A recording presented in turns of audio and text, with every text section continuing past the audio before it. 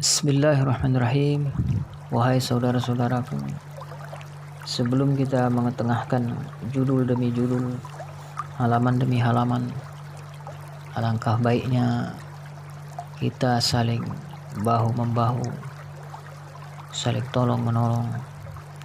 Mudah-mudahan saudara-saudara sekalian yang ada keinginan untuk bekerja sama dan saling tolong-menolong di dunia ini, nanti Allah Subhanahu wa ta'ala juga akan menolong kita di akhirat sebagaimana janjinya.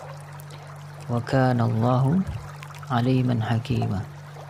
Allah akan senantiasa mengetahui siapa-siapa orang-orang yang benar-benar bersungguh-sungguh untuk agamanya, dan Allah Maha Bijaksana menolong hamba-hambanya. Jadi saudaraku, jangan lupa tekan tombol like, comment, and share, kemudian subscribe, agar supaya rezeki yang Allah limpahkan kepada kita semua berbarokah, dicucur rahmah oleh Allah Subhanahu wa ta'ala.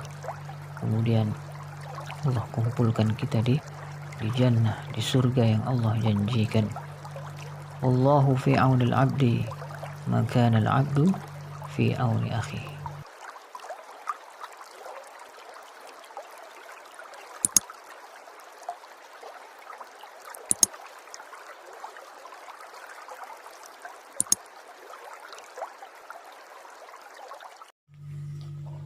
Bismillahirrahmanirrahim. Assalamualaikum warahmatullahi wabarakatuh. Alhamdulillahirabbil alamin wa bihi nasta'in ala umurid dunya waddin, wassalatu wassalamu ala asyrafil anbiya'i wal mursalin wa ala alihi wa ashabihi wa dzurriyyatihi wa man tabi'ahum bi ihsan ila yaumiddin. Amma ba'd. Kembali kita bertemu di pertemuan selanjutnya.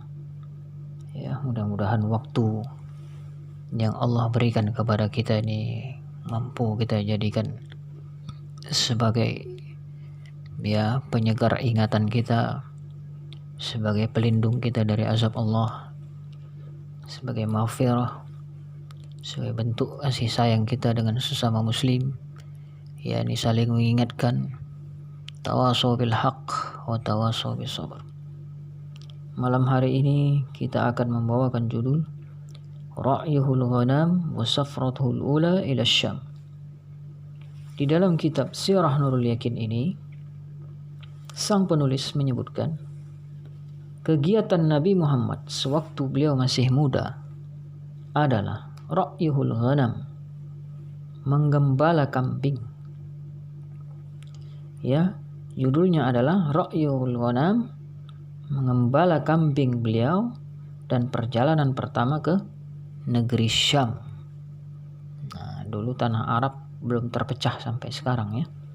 Sekarang Syam ini sudah terbagi-bagi, bisa Yordan, bisa Suriah, bisa Palestina. Baik, kita baca poin pertamanya adalah Kana sallallahu alaihi wasallam fi sighari yar'al ghanam. Adalah Nabi Muhammad sallallahu alaihi wasallam di masa kecil itu beliau menggembala kambing. Li ahli Makkah, untuk penduduk Makkah, bi ujratin, dengan upah, ya'ishu minha, sekedar beliau bisa hidup, sekedar beliau bisa mencukupi kebutuhan sehari-harinya, arti tidak sampai berlebih-lebih, tidak sampai terbuang sia-sia. Yang kedua, walamma balaghat tasi', manakala umur beliau 9 tahun, safara ila Syam, beliau mengadakan perjalanan ke negeri Syam. Beliau didampingi oleh ma'amihi Abi Talib, bersama pamannya Abu Talib, bitijarah, dalam rangka berdagang. Nah, kecil-kecilnya beliau di usia 88 tahun beliau sempat melakukan menggembala kambing, karena kebiasaan para nabi-nabi adalah menggembala kambing. Nah, sampai ada faedah mengatakan kalau menggembala kambing dengan menggembala unta ini, ya, hati penggembala kambing biasanya lebih lunak, lebih lembut dibanding penggembala unta atau penggembala kuda. Apa sebab? Nah, sifat tawadu bisa lebih muncul daripada penggembala kambing. Begitu para alim ulama kita menyebutkan dalam hikmah faedah menggembala kambing ini. Nah, walamma balagha tasi'ah, ketika usia beliau berumur 9 tahun, safara ila Syam, beliau berjalan menuju Syam, bermusafir menuju Syam, ma'ammihi, bersama pamannya Abu Talib. Lagi-lagi Abu Talib yang mendampingi. Jasa-jasa Abu Talib ini ya cukup banyak. Tapi nanti ada beberapa pembahasan khusus yang disebutkan oleh Imam Bukhari dalam Jami' Sahihnya, begitu juga Imam Muslim tentang Abu Talib di akhir hayatnya. Ma'ammihi Abu Talib bitijarah, bersama pamannya Abu Talib untuk berdagang. Terus yang ketiga, walamma qaruba min Busra, ketika hampir sampai di daerah Basrah, yaitu perbatasan Irak. Nah, beliau melihat ra'ahu rahibu Bahira, ya, beliau berjumpa dengan seorang pendeta yang masih kita katakan penganut ajaran Nasrani kuno, bernama Bahira. Ya, ada yang mengatakan Buhaira. Ya, dua lafaz yang berbeda tapi maksudnya sama. Ra'ahu rahib Bahira, telah melihatnya, yakni rahib ini melihat Nabi kita Muhammad kecil, ya, nama pendeta inilah Bahira atau Buhaira. Fa akhbara ammahu bi annahu sayakunu akhirul anbiya. Mengabarkanlah pamannya bahwasanya akan muncul nabi akhir zaman bernama Muhammad, ya, dan beliau adalah nabi penutup. Fa akhbara ammahu, mengabarkan kepada pamannya bahwasanya akan ada nabi penutup, nabi terakhir. Wa talaba minhu, dan meminta agar supaya an yarji'a bihi khaufan, agar supaya Nabi Muhammad ini segera dibawa pulang, dijaga baik-baik, dirawat baik-baik. Kenapa? An yarji'a bihi khaufan, karena khawatir kalau alaihi min aduwin yataraqqab, bisa saja nanti ada orang-orang yang dengki, ada orang-orang yang punya hati yang busuk untuk apa? Min aduwin, jadi musuhnya, yataraqqab, akan senantiasa mengintai. Nah, wajar itu, orang jujur selalu musuhnya adalah orang-orang pendusta. Dan pendusta ini apalagi di akhir zaman mereka lebih banyak. Dari sisi angka jumlah mereka tidak terhitung. Nah, seperti nyamuk jumlah mereka ini. Tapi Allah Maha Adil kok. Allah Maha Adil. Nanti akan kita lihat kisah-kisah selanjutnya bagaimana Nabi Muhammad ini lolos dari kejaran musuh, lolos dari serangan-serangan orang-orang yang dengki. Berapa kali beliau hampir dibunuh, ya, hampir saja terancam melayang nyawanya, tapi Allah selamatkan berkali-kali. Bukan tanggung-tanggung Al-Gojo Quraisy nanti akan membuat makar-makar, membuat tipu daya untuk menculik, membunuh, baik membunuh hidup-hidup atau bisa jadi bangkai beliau pun akan dijadikan, ya, dijadikan bukti agar supaya apa? Rasa puas mereka untuk melenyapkan tokoh-tokoh yang betul-betul layak untuk kita jadikan figur, public figure. Wa talaba minhu ay yarji'a bihi khaufan, meminta untuk segera memulangkan nabi kita ini karena khawatir kalau akan terjadi, ya, pengeroyokan, penculikan atau tindak kriminal apapun lainnya, min aduwin, dari para musuh-musuh, ya, taraqqab, yang senantiasa mengintai. Nah, musuh-musuh ini mengintai, tapi Allah Maha Adil. Kalau Allah mau menyelamatkan seseorang meskipun jumlah lawan-lawan itu banyak, apa sulitnya bagi Allah? Tergantung seseorang yakin apa tidak. Dan tidak mustahil Allah bisa keluarkan selembar atau sehelai rambut dari tumpukan tepung. Ini tidak mustahil. Nah, karena Allah adalah fa'alu lima yurid. Wa qad istadalla, dan ini sebagai bukti ala nubuwatih, atas tanda-tanda kenabian beliau, bi alamatil lati, dengan beberapa ciri atau tanda-tanda allati fi kutubi ahli kitab, yang telah tercantum dalam kitab-kitab para ahli kitab. Yahudi, Nasrani itu sudah dikabarkan kepada mereka. Pendeta-pendeta mereka, rahib-rahib mereka, orang-orang pintar mereka. Tokoh-tokoh orang-orang pintar yang licik ini, mereka selalu menyembunyikan kebenaran. Mereka senantiasa membenturkan, mengkaburkan informasi dan fakta-fakta yang sebenarnya. Karena apa? Khawatir marwah mereka, jabatan mereka, wibawa mereka akan runtuh setelah sekian lama wibawa itu mereka bangun. Muncul pula orang-orang yang datang di kemudian hari, mereka anggap akan mengganggu, mengusik ketenangan mereka, atau melenyapkan kebiasaan-kebiasaan yang mereka anggap kebiasaan itu baik, padahal kebiasaan itu merupakan larangan-larangan Allah yang mereka langgar.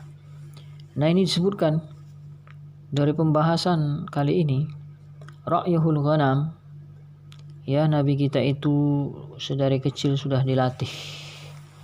Apa faedahnya ini menggembala kambing ini? Nanti bisa kita lihat di beberapa tulisan para pakar sejarah ya. Kenapa kok harus kambing ya? Apa dia punya filosofi kambing ini? Bahkan daging kambing dengan daging unta kabarnya lebih sehat. Kita memakan daging kambing itu, sebagian para praktisi ruqyah menyebutkan hal tersebut. Ternyata banyak faedah ya. Kenapa kambing yang beliau gembalakan, bahkan kebanyakan para nabi-nabi itu menggembala kambing atau domba. Mungkin kambing-kambing ini lebih gampang untuk ditaklukkan atau dijinakkan ya, ketimbang unta atau kuda. Dan kambing sendiri pun tidak banyak melakukan perlawanan atau pemberontakan tentunya. Hanya saja kambing ini dia kondisi-kondisi tertentu yang mudah alergi di cuaca tertentu. Lepas dari faedah-faedah itu ya, pasti Allah Subhanahu wa taala memiliki hikmah. Mengapa kambing ini menjadi kita katakan sebuah mata pencarian di tanah Arab, sebuah profesi yang digandrungi di kalangan orang-orang Arab khususnya. Bahkan kita yang berkultur negeri Indonesia ini sendiri ya, dengan budaya dan berbagai macam ragam corak kehidupan di negeri kita khususnya Indonesia ini, ternyata kambing sendiri pun menjadi idola, baik dari sisi kulinernya, apalagi perawatannya ya kan, penggembalaannya itu lebih bermanfaat, lebih mudah untuk ditangani. Ya, di usia beliau yang tergolong relatif muda, beliau sudah dilatih untuk menggembala kambing. Beliau ini ibaratnya mengangon kambing dengan upah seadanya, tanpa harus beliau mencari profesi lain, karena profesi ini cukup digandrungi, dan profesi ini memang bisa banyak menyebabkan seseorang bisa melatih hatinya, kesabarannya. Kalau seseorang mau melatih kesabaran, cobalah kita perlahan meniru para nabi-nabi ini. Karena al-anbiya'i wal mursalin, asy-syuhada'i was salihin, minas siddiqin, wa hasuna ulaika rafiqa. Inilah teman-teman kita sebenarnya, baik teman di dunia maupun teman di akhirat. Anbiya'i wal mursalin ini orang-orang pilihan, orang-orang yang hatinya, tubuhnya, jasad dan ruhnya dibimbing oleh Allah, dipagar oleh Allah Ta'ala. Bahkan penduduk langit, para malaikat menjaga mereka, sehingga mereka ini, para kekasih Allah ini, hidup bersejahtera atau hidup bersahaja. Mereka lebih mencintai akhirat, lebih mengidam-idamkan janji Allah daripada janji-janji makhluk, janji-janji dunia.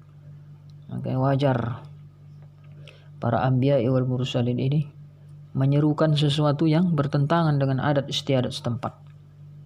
Adat istiadat setempat ini mereka jadikan kebiasaan. Apakah menyembelih hewan, darahnya dikucurkan untuk makhluk tertentu, arwah tertentu. Nah, inilah kedatangan para nabi-nabi untuk membasmi ini semua, menuntaskan atau menumpas semua kebiasaan-kebiasaan ini, agar masyarakat tersebut, wilayah tersebut dirahmati Allah, dicucuri barakah sebagaimana yang Allah janjikan. Walau amanu ahlul qura wattaqau lafatahna alaihim barakatim minas sama'i wal ardh. Kalaulah penduduk suatu negeri itu beriman dan bertakwa, maka nanti secara otomatis Allah akan angkat pemimpin yang adil. Syaratnya amanu wattaqau. Lau amanu ahlul qura wattaqau. Penduduk suatu kampung itu beriman dan bertakwa dengan sebenar-benarnya, amanu wattaqau, lafatahna, secara otomatis fatahna alaihim barakatim minas sama'i wal ardh. Muncratlah berbagai macam barakah dari langit dan bumi. Kewajar tanah Arab yang dulunya tandus, lihat sekarang. Ya, ladang minyak. Ladang minyak ini menghasilkan faedah ekspor impor yang cukup besar. Yang menjadi devisa negara terbesar di tanah Arab adalah minyak. Muncrat keberkahan. Keberkahan yang tidak ada habis-habisnya. Masya Allah, ini merupakan dari doa para anbiya wal mursalin. Dari awal yang mereka sulit, kehidupan mereka sulit, kedatangan para nabi-nabi ini selalu membawa barakah. Kemudian kita lihat lagi, walamma balagha tasi'ah, setelah umur beliau 9 tahun, beliau berjalan menuju Syam, yakni pergi mengembara bisa dalam rangka apa? Bersama pamannya Abu Talib untuk berdagang.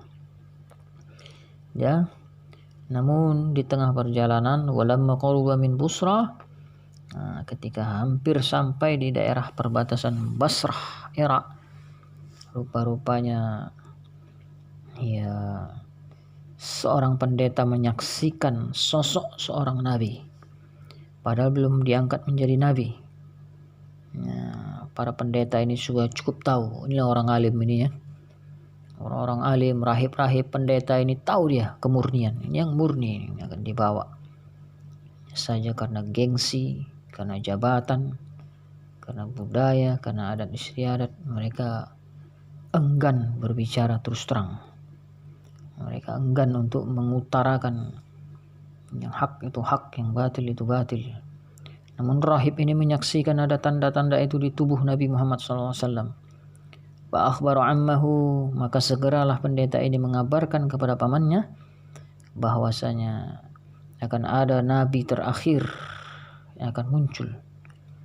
Nah, dikabarkanlah oleh pendeta tersebut kepada paman nabi tadi, wa talaba minhu, agar supaya dimintalah oleh pendeta tersebut ya Nabi Muhammad ini untuk pulang,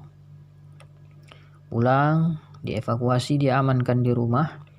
Khawatir kalau suatu hari nanti ya ada musuh-musuh yang mengintai, bisa jadi menculik, bisa jadi melenyapkan nyawa beliau ini ya, dalam rangka kedengkian ya, upaya-upaya makar untuk melenyapkan orang-orang yang berterus terang ini.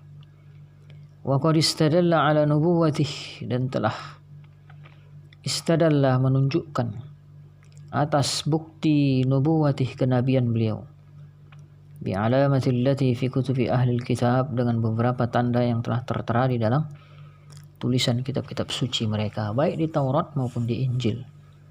Itu sudah ada kabar-kabar berita akan muncul nanti ya, seorang yang akan berbicara terus terang, menampakkan kebenaran ya, menyingkirkan kebatilan, mengoyak adat istiadat yang selama ini dipupuk, dikembangkan, dilestarikan. Ternyata adat tersebut yang menyebabkan turunnya murka Allah. Allah hancurkan kampung tersebut. Allah cabik-cabik semua kekayaan-kekayaan mereka, karena mereka anggap mereka mendapatkan kekayaan dengan cara-cara yang benar. Ternyata mereka mendapatkan kekayaan dengan cara-cara yang tidak wajar. Nah, semua kisah-kisah yang disebutkan dalam kitab ini menjadi refleksi atau cerminan kepada kita juga di masa yang sekarang ini. Lebih kurang 14 abad yang lalu, 1400 tahun yang lalu ini peristiwanya. Kenapa kita baca lagi ini sejarah? Karena kalau kita tidak membaca sejarah, bisa disebut oleh para pakar-pakar ahli ilmu, orang yang paling kurang ajar di muka bumi ini adalah orang yang tidak pandai berterima kasih kepada para pendahulunya. Siapa para pendahulunya? Itulah orang-orang yang bijak, orang-orang yang mampu menyelesaikan berbagai macam persoalan hidup dengan jalan metode Tuhannya atau metode Allah Ta'ala, sesuai dengan bimbingan para ahli ilmu atau bimbingan para anbiya wal mursalin. Kalau jejak para nabi ini kita ikuti, maka secara otomatis nanti Allah akan turunkan barakah. Inilah judul tentang Ra'yuhul Ghanam wa Safratul Ula ila Syam. Ini merupakan judul di usia-usia beliau yang sudah mulai beranjak remaja. Beliau sudah dilatih kerja keras. Kerja kerasnya apa? Nah, beliau dilatih untuk berteman dengan hewan-hewan, berada di padang-padang rumput, menghadapi matahari, tariknya matahari, hujan. Nah, namun hujan jarang biasanya karena iklim di tanah Arab biasanya iklim yang sifatnya lebih banyak cenderung ke arah cuaca panas. Kita sambung ke judul berikutnya. Judul berikutnya di dalam kitab kita ini adalah Safratu Tsaniyah ila Syam. Tadi Safratu Ula ila Syam, sekarang Safratu Tsaniyatu ila Syam. Perjalanan Nabi Muhammad bersama paman beliau ke negeri Syam. Lagi-lagi Syam. Banyak riwayat menyebutkan apa rahasia negeri Syam ini. Sampai ada riwayat yang begitu jelas disepakati para ulama ahlu sunnah. Syam inilah tempat munculnya nanti Nabi Isa alaihissalatu wassalam, bersama bala tentara beliau. Allah akan tampakkan siapa yang benar, siapa yang salah di akhir zaman, sampai-sampai Nabi Isa sendiri akan menumpas pasukan Dajjal dan orang-orang yang dibalik Dajjal bersembunyi, bertopeng kiai, bertopeng haji, bertopeng orang pintar, itu akan dibedah semua, akan ditumpas habis. Karena melihat beberapa ciri-ciri itu, nanti Nabi Isa tidak akan tinggal diam. Ini kita akan bahas, judul barunya adalah Safratuhu Tsaniyatu ila Syam. Perjalanan beliau yang kedua kalinya ke negeri Syam. Fil khamisati wal 20 min umri sallallahu alaihi wasallam.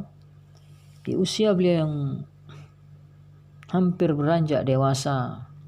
Ini biasanya menurut para ahli psikologi, di usia-usia ini orang sudah mulai berpikir secara matang ya. Walau belum secara total, tapi beliau sudah mulai berpikir secara matang. Akal sehatnya sudah mulai berbicara, sudah mulai berfungsi. Fil khamisatil wal 20, di usia 25 tahun, di umur 25 tahun, sallallahu alaihi wasallam, Nabi kita Muhammad SAW safar ila Syam, berjalan ke negeri Syam untuk yang kedua kalinya.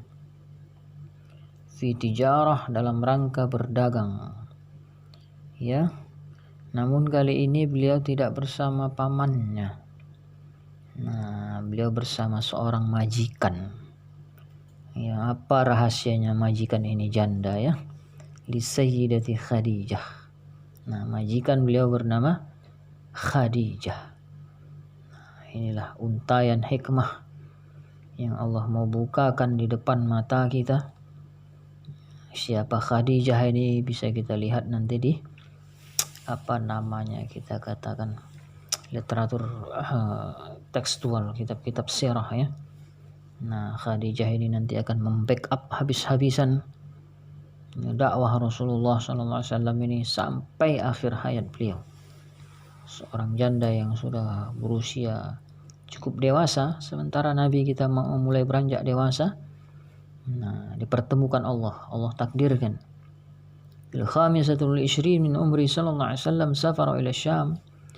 Di usia yang ke-25 ini berjalan Nabi Muhammad ke negeri Syam yang kedua kalinya, fi tijarah, dalam rangka berdagang untuk Sayyidati Khadijah, ya, bersama majikannya Khadijah. Wa kanat dzata syarafin wa malin. Khadijah ini ya punya keahlian, ya, punya karakter, ya, seorang bisnis girl, ya, bisnis girl. Kita katakan seorang, ya, perempuan tajir, wanita yang cukup ahli dalam mengolah harta berdagang. Wa kanat dzata syarafin wa malin. Beliau ini memiliki kemuliaan dan harta yang tidak bisa kita bilang sedikit. Tastajiru rijal fi maliha. Nah, beliau meminta beberapa orang laki-laki untuk menjual barang dagangannya dalam rangka untuk menyuburkan barokah hartanya itu tadi. Tastajiru rijal, ya, meminta untuk laki-laki membantu perdagangannya dan mengembangkan hartanya. Seorang janda yang bijak, ya, mempekerjakan orang-orang jujur.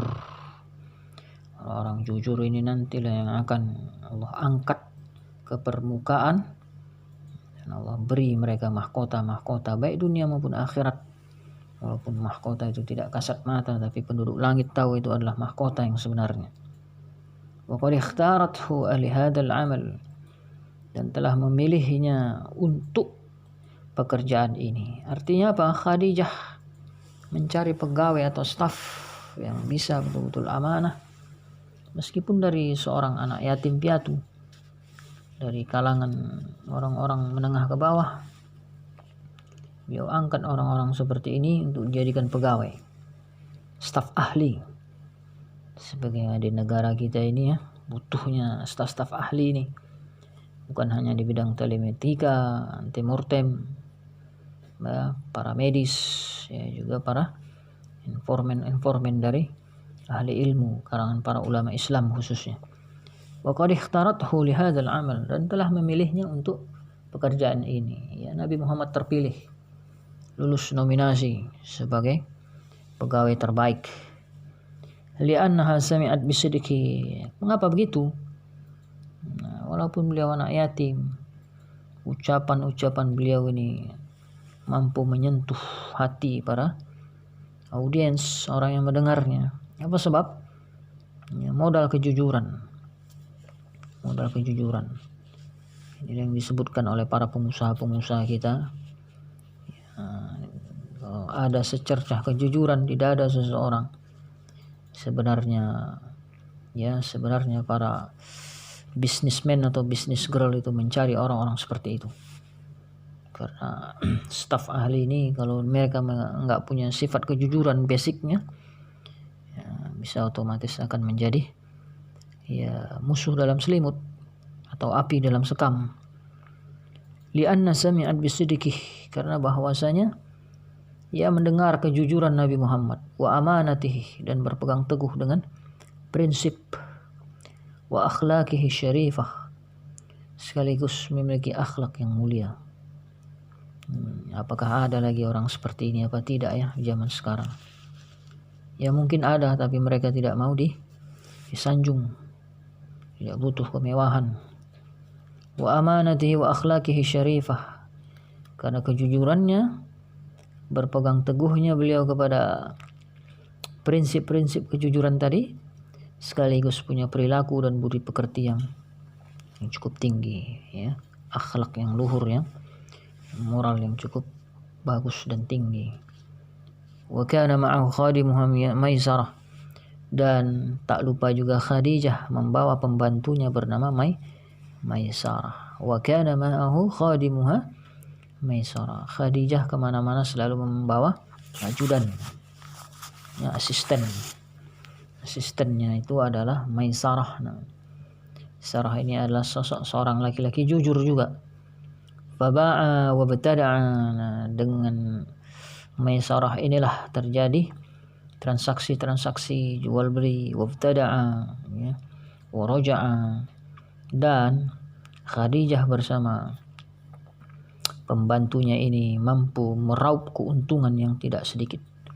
Ya. Waraja'a biribhin azim.